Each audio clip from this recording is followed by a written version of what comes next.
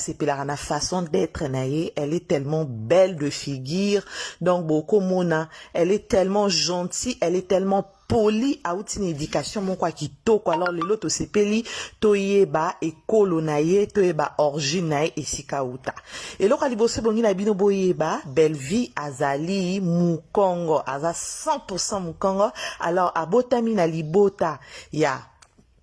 9 enfants alors donc 4 filles et 5 garçons. Donc, Bellevie, Azabongo la cadette. Alors, Oyo, etali, ba parents et Bellevie, siko bande kone nyonso bazali, mais,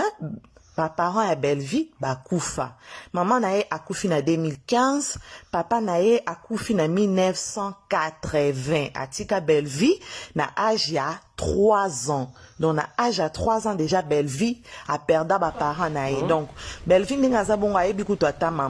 papa na été. Ayebi papa na été. Ayebi maman nae pour maman nae qui na 2015. Wana na chebi no extrait à théâtre Oyo Bellevie a joué qui pour na ba oba yebi été bo découvrir.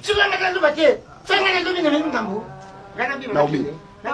après Bellevie va avec elle dans la chambre. Elle a quelque chose à dire, non? Oui, nous sommes quand même aînés de la famille, j'ai droit à la parole, non?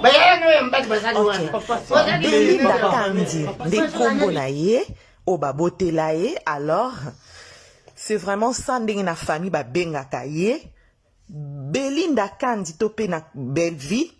Azali mwana moko azaki exemplaire na famille ne mo bimba ba linga kaye aza exemplaire ti lelo na famille alors o état civil nae a balati aza pena nous fiancé te mais aza na mutu o aza déjà na vie nae o bientôt ba osala makam na bango ba ko évoluer bien ba osala ba projet na bango alors aza célibataire engagé alors nde na ko ebisa bino ke Bellevie a perda papa nae na 1980 wana azara na 3 ans alors pour na bato ba yebi mathématique qui toko koleka ngai mutu nazoloba bo calculer bo pesa biso âge ya Bellevie ce qui azana âge nini siko toboy polémique voilà alors Belinda Kandi azam fille o atangeli art grammatique à na université a tangi vraiment na ina aki ko sala art grammatique bien que famille na banda oboya vraiment a sala théâtre mais ya lobi non eza rêve nanga il faut ko kisama aki na art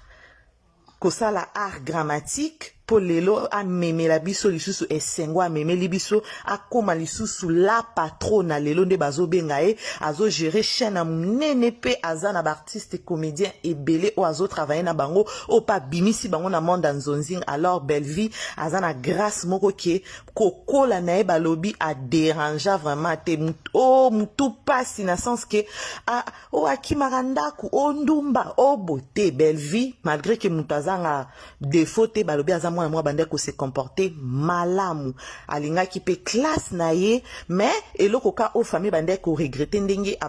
famille bande souhaiter qu'azala avocate azala docteur mais ye abanda ki olinga te akenda même médecine à salanda mutia kati na ye ake ko suivre ba objectif na ndinga lingaki akoma lelo artiste comédienne ya mnene boye o batunyo so bayebi alors Bellevie azara très gentil batebele bayebi mais aza fille logique donc ye buzo ba pembe na été kande bomona ki très douce wana moi mungongwa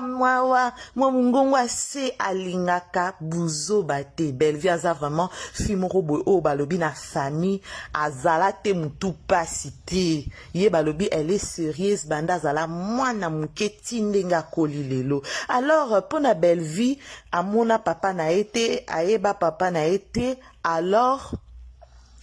papa na ye comme grand frère na ye pourtant papa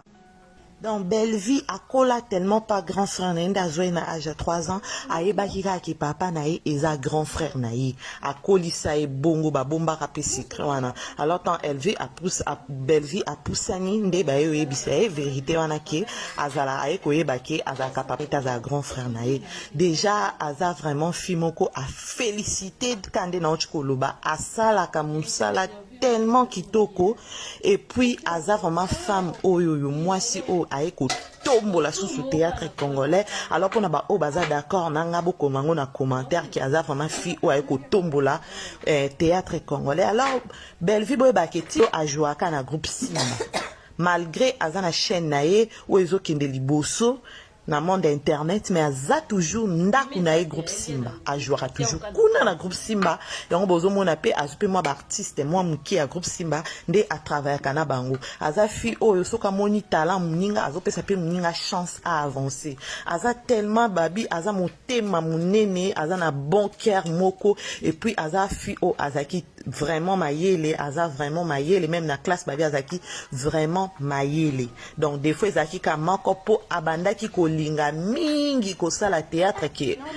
ba option o famille bandai kopesa ye donc famille ebisi ke ndo sala soit droit soit médecine mais ye amekaki même médecine na kataki tellement rêve na ezalaki karake akini kosala art dramatique lelo akoma star munene boye na TV yango wana a continuaki pe famille epesaki chance lelo akomi kosunga pe famille na ye lelo akomi pe babengi tata mwasi aleli boye azwi pe mbongo atindi donc biso moko toyebi ke vie ya belle vie et changer vraiment po tozomona ba action akenda kotala ba orphelin kabolaka biloko pa ba artiste donc tomonaka yango nyonso alors belle vie vraiment abota te belle vie abota te kandi na ocho pe sabino état civil ne aza célibataire engagé bientôt pe tokoyoka milulu na internet belle vie abali donc c'est ça alors vie au bozona oyo aza fille moko boye ya ba calme ya ba douceur ebele mais na se nango aza un peu moins makambo makasi na sens nini aza fille ya discipline alinga discipline na vie na ye aza fille mo bokandi na ocho sabino anyokola vraiment te grand frère na ye to pe batu na famille bayoka ba rapport à mabe bien que mutu azanga défaut mais belle vie aza fille mo assez comportaka très bien ndinga aza wana ke